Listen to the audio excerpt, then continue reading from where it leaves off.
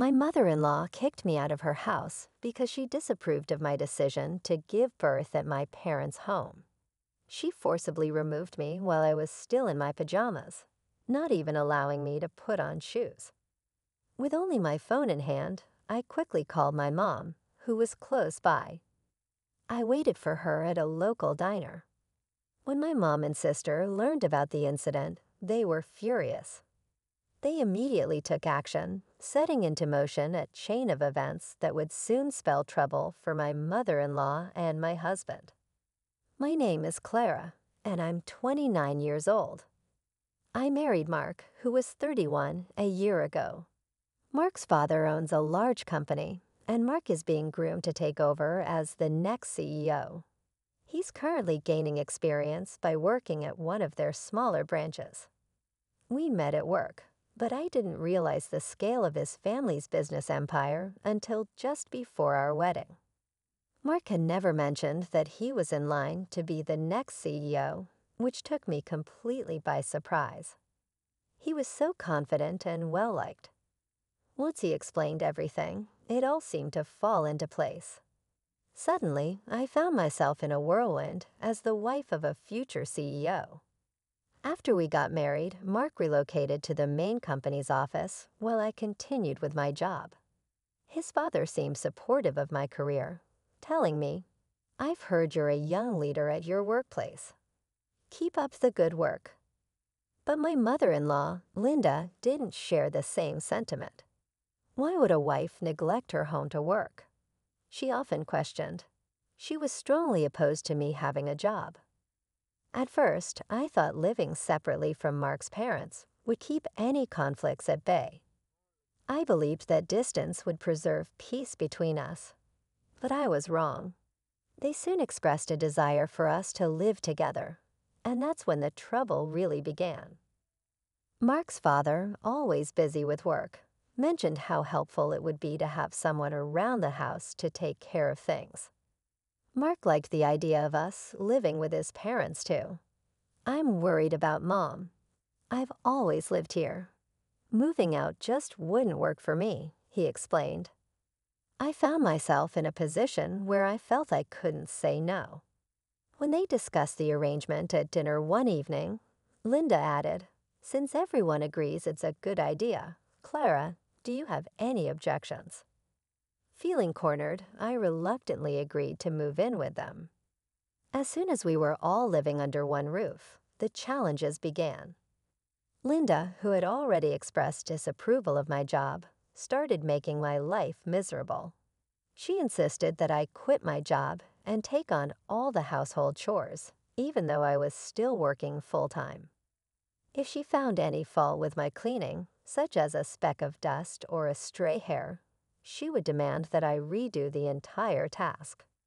Initially, I tried to take her criticisms in stride, thinking that being more thorough would keep her happy.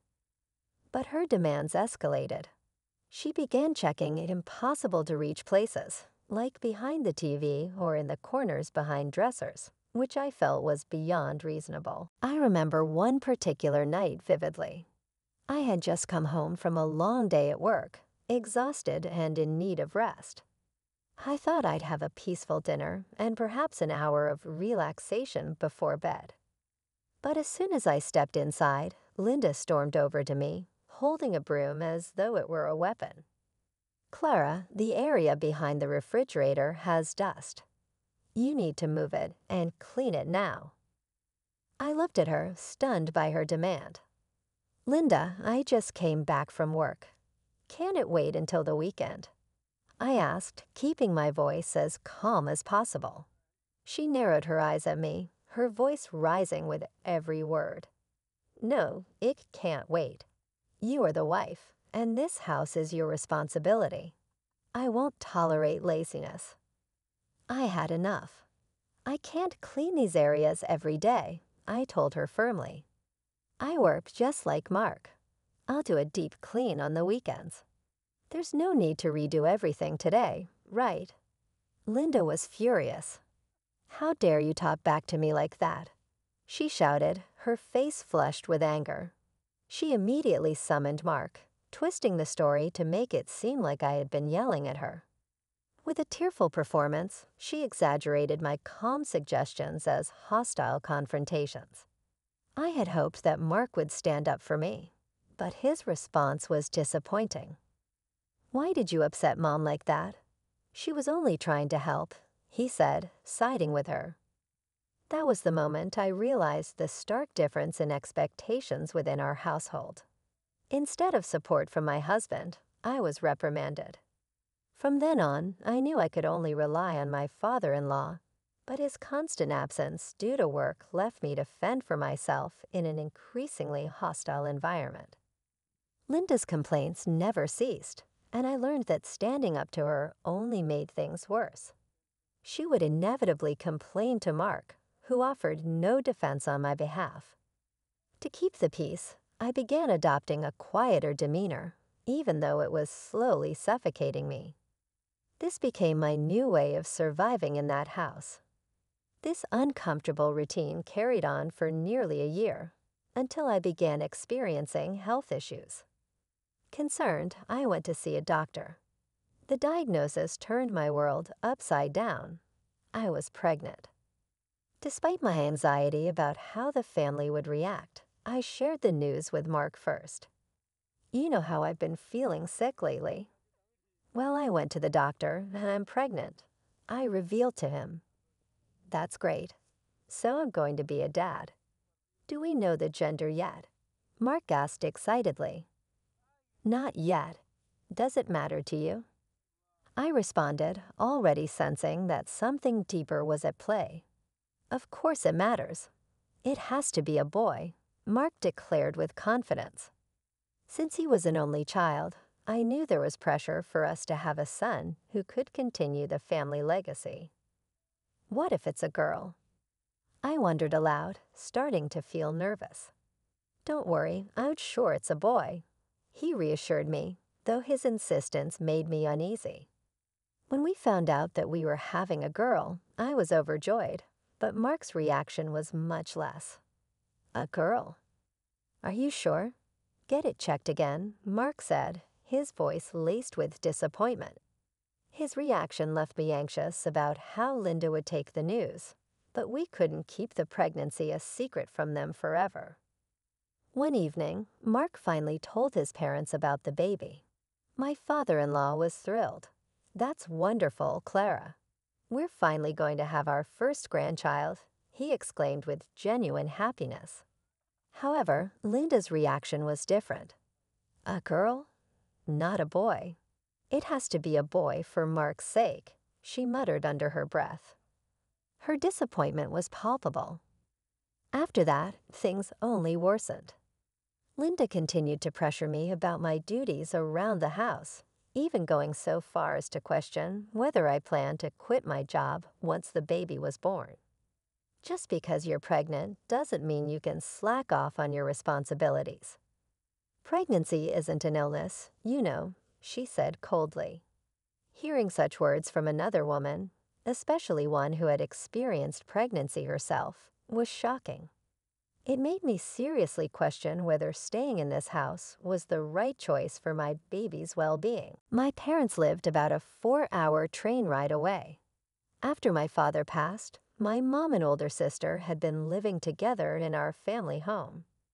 I began to think that going there to give birth might be the safest and most supportive option. With my heart heavy, I called my mom. "Mom, it's me, Clara," I said. "What's going on, sweetheart?"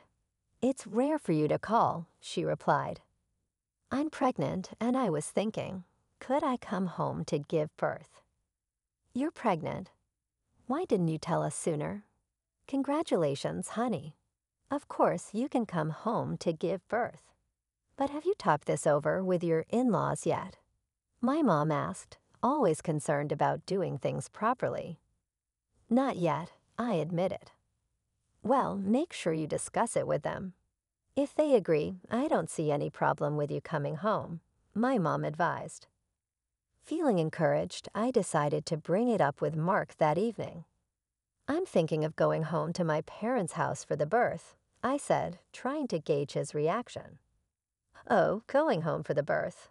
That's fine, I guess, he responded nonchalantly.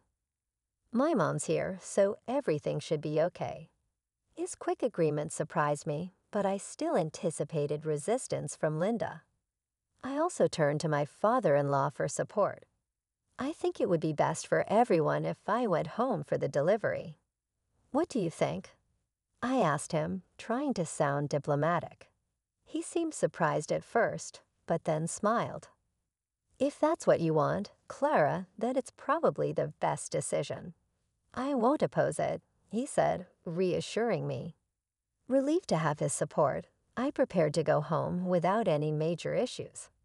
But on the morning I was set to leave, I woke up to find my packed luggage missing. My heart sank. Mark and his father had already left for work, leaving me alone to confront Linda. "Do you know where my luggage is?"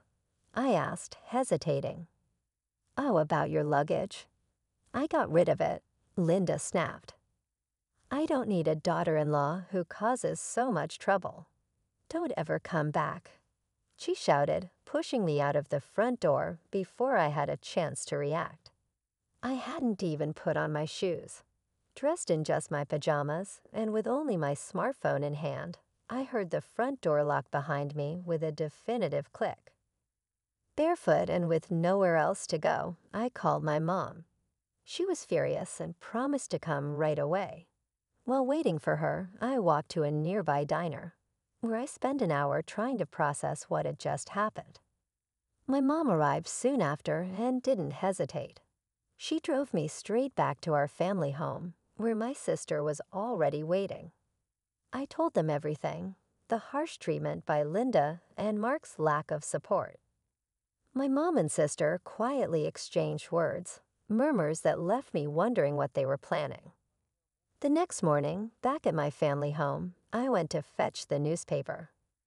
As I opened the door, I was stunned to find Linda and Mark kneeling outside. "Clara, I'm so sorry. It was all my fault. Please don't sever ties with my husband's company," Linda pleaded. "Clara, I'm sorry too," Mark added. "Please, can we continue doing business with my dad's company?" Confused, I had no idea what they were talking about. My mom stepped forward and sternly asked, "What does resuming business mean?" To avoid further disturbance, my mom invited them inside. Once seated, Mark began pleading his case. "Would you consider resuming business with my dad's company, please?" he begged my mom and sister. I turned to my mom, puzzled. What does it mean that they're doing business with my father-in-law's company? "Yes, we work with one of their subsidiaries," my mom explained. "It's one of the major companies within their group, second only to the main office," Mark chimed in. "Their top client is your mom's company." This was news to me, and I chuckled. That's news to me too, but my mom's expression quickly turned serious. "I can't continue doing business with a family that would treat my daughter so poorly. I'm stopping all business dealings," she declared firmly. Linda, desperate, begged, "Please, I beg you. I'll do anything." "Could you?" My sister, with a smirk, added, "You said you'd do anything, right? So you'll agree to Clara's divorce, and naturally you'll pay alimony and child support." Her words echoed in my mind.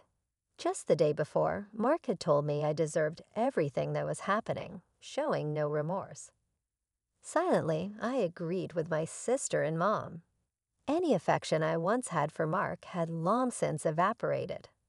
Thanks to my sister's well-timed comment, the conversation shifted decisively in our favor. Linda, though reluctant, finally asked, "Even if it means agreeing to a divorce, will you resume business?" With a knowing smile, my mom picked up her phone and made a call. "It seems this woman agrees to my daughter's divorce," she spoke clearly into the phone. From the other end, my father-in-law's voice came through. "Got it. Hey, Linda, I'm divorcing you. And Mark, you're fired."